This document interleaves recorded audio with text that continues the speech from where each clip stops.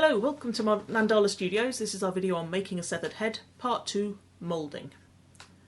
So first of all we're going to pillow the sculpt, which is where we just lay it out on a block of clay wrapped in bubble wrap. This is because we're doing a full overhead sculpt. Mould. So everything needs to be protected as we're making the mould on the hard surface, and we don't want to embed bits of plaster and clay off the table surface into the back of the head. So he's just taking the excess water off there because it's been stored overnight with some wet spray inside the bag so it doesn't dry out. We're going to make a 3-part mould here. So the first thing we end up doing is marking the points at which we're going to put the mould lines on. So we're just going through, looking down from the top for the point of furthest return on the curve. We're going to make the 3-part mould in front of the ears anyway, so it's not too important. We just want to make sure the back of the neck is easily separatable from the front. Here we're going to start building up the layers so we can make a clay wall nice and easy. For this we use blocks of foam, randomly cut shape that we keep handy. So we just make up layers so we can not use mountains of clay as we do this. The blocks are going under and around on all sides. For the first one we're cutting the whole front of the head off. Well, not cutting the head off, but sculpt moulding the whole of the front half of the head. So we're just cutting off slabs of clay to lay around so that we're roughly getting up to the level around that line we marked on. It's just blocks of clay cut into inch and a half wide strips, laid in place, and as we get closer to the line level we want, we start getting more accurate and pushing it in neater around the surface. We're just using a buff stoneware clay here. It's your bog standard pottery clay. It doesn't need to be particularly great. It's not going to be there for very long. It just needs to be smooth enough to make a nice mould. So as you can see now, we're levelling it up around, just putting blocks of clay underneath, little bumps where we need to, going around the neckline. We're just now starting to smooth it, get it nice and tight in, and using a brush to get it right into the corner. Now we're going round to create little vertical walls around the edge so that we can have easier time making a plaster mould of it.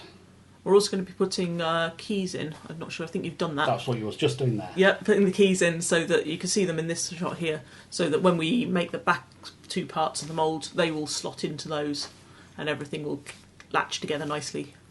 So we've just mixed up some clay, that's it slaking. Plaster. You can see, plaster, sorry. We're looking for a nice dry lake bed finish.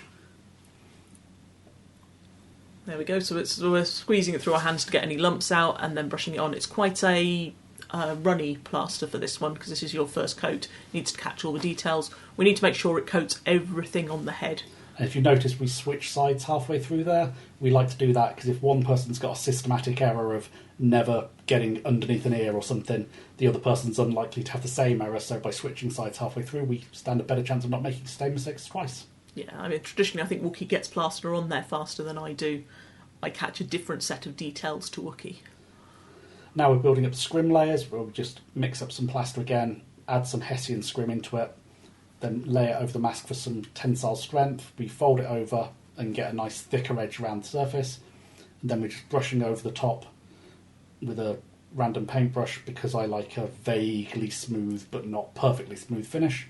We're just cleaning up around that edge with a wire tool. You'll have noted we only did 2 layers of plaster on this one. The first layer was quite thick. We made up more than enough plaster and we're happy that the scrim wasn't going to end up too close to the actual surface of the mould. Yeah, here I'm just teasing out any bits of clay wall left against the surface and then brushing around the thing to make it neat. I'm just putting a bit of tissue over the surface. Yep.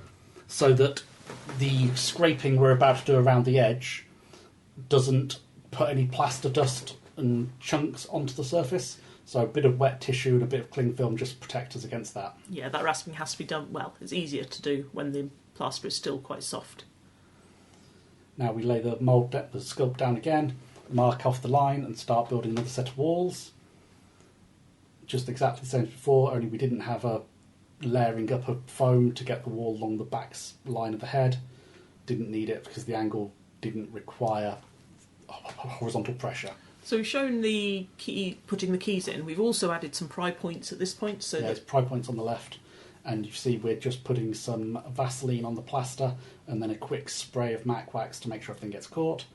And on the back side that we're not moulding, we add some damp down tissue again to protect it from any splashes. Again, just brush the plaster on. Make sure we coat everything, that includes all the walls. And in and around the ear particularly, to make sure we don't get any voids.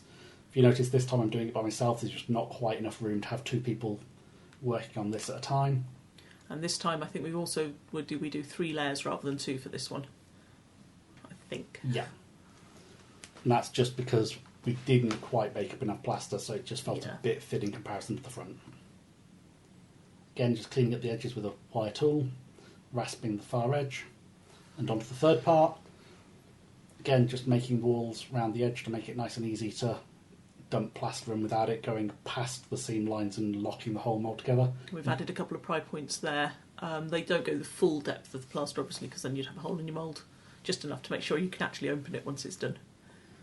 Again, Vaseline, mac wax, then layer of plaster. Another layer of plaster. We'll just Layer let of it plaster slake. with scrim. This is slaking nicely. There we go. You can see the little Beautiful islands. dry lake bed. And that's Again. the scrim going in. Nice solid double layers around the edge to make sure we've not got any dangly bits sticking out. That's it all neatened up. Clean up the edges again. Then a few hours later, once the plaster's cooled off properly, dig out the clay from the pry points and pop the whole lot apart. Got to clean out all the bits of clay that are on the inside. Especially from inside the ears, make sure you use a wooden tool or plastic tool, not a metal one, or you'll just scratch what you're sculpted nicely. Yep.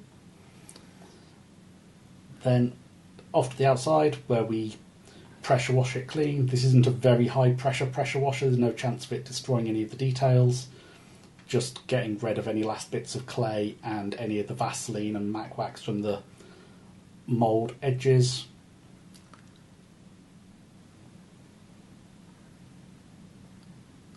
And now back inside, we're just going to mix up a few tiny little bits of plaster and put them into any little air bubbles that formed when we were making the mould, and just dab them in and then just push them in place. Make sure that everything's a nice perfect seal. A little bubble around the bottom of one ear, Yep. and a few nicks around the corner of the mould